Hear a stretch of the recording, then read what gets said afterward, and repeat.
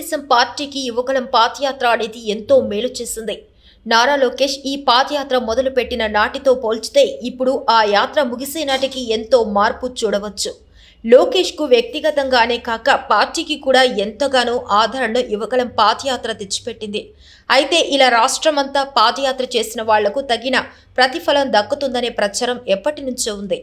YS Rajasekhara Reddy, Chandrababu Naidu రెండోసారి జగన్మోహన్ రెడ్డి పాదయాత్ర వల్లే ముఖ్యమంత్రులు అయ్యారు. పాదయాత్ర వల్ల వ్యక్తిగతంగా కూడా మేలు జరుగుతుంది. అలాంటి ప్రతిఫలమే నారా లోకేష్కు దక్కినట్లుగా ప్రస్తుతం స్పష్టంగా అర్థమవుతుంది.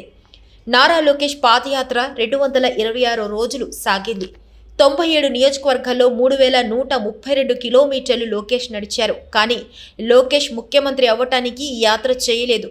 టీడీపీకి పూర్వ వైభవం తీసుకురావటమే లక్ష్యంగా పార్టీని ఏపీలో మళ్లీ అధికారంలో కూర్చోబెట్టే లక్ష్యంతో పాదయాత్ర చేశారు.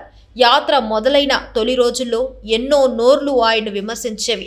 పాదయాత్ర లోకేష్తో కాని పని అని, దానివల్ల పార్టీకే నష్టం జరుగుతుందనే మాటలు కూడా వినిపించాయి. కానీ కొద్ది రోజులకే లోకేష్ తన సత్తా ఏంటో చూపించారు. అడ్డమైన వ్యాఖ్యలు చేసిన వారి నోర్లు మూయించారు. యువగళంలో తన వెంట నడుస్తున్న అశేష జన వాహినిని చూసి కొద్ది రోజులకే అధికార పక్షానికి భయం మొదలైంది. అంతేకాకుండా ప్రసంగాల్లో కూడా నారా లోకేష్ బాగా పదులు తేలారు. తన సమయస్ఫూర్తితో పంచులతో అధికార పార్టీ నేతల అక్రమాలను ఎండగట్టారు.